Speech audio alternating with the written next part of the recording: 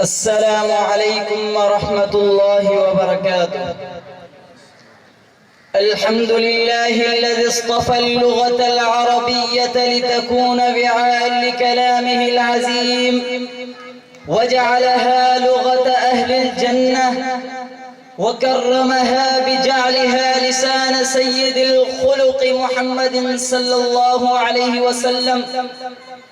وأشهد أن لا إله إلا الله وحده لا شريك له، وأشهد أن محمدًا عبده ورسوله.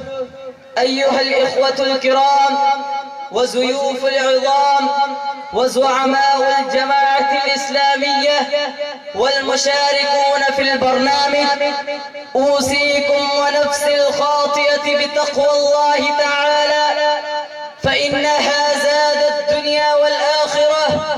قال الله تعالى في سورة البقرة: إنا أنزلناه قرآنا عربيا لعلكم تفلحون.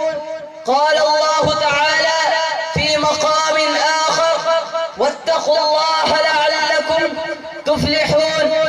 أيها الإخوة الكرام، حديثنا اليوم عن لغة العربية، لغة ضاد، لغة القرآن، ولغة سنة المطهرة. إن لغة العربية ليست مجرد وسيلة للتواصل والتفاهم، بل هي كنز من كنوز البلاغة والبيان، وهي جزء من هويتنا وديننا.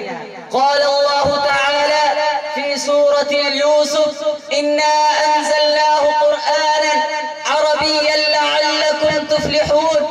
فقد اختار الله سبحانه وتعالى لغة العربية لتكون لغة كتابه العزيز، وهذا شرف عظيم لا يدانيه شرف.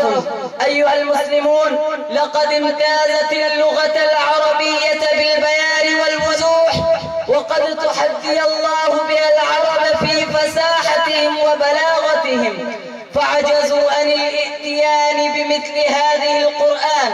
قال الله تعالى في سورة الأسراء: قل إن اجتمعت الإنس والجن على أن يأتوا بمثل هذا القرآن لا يأتون بمثله ولو كان بعضهم لبعض ظهيرا. كما أن لغة العربية بالبيان والوضوح، وقد تحدي الله بها العرب في فصاحتهم وبلاغتهم، فعجزوا عن الاتيان بمثل هذه القرآن.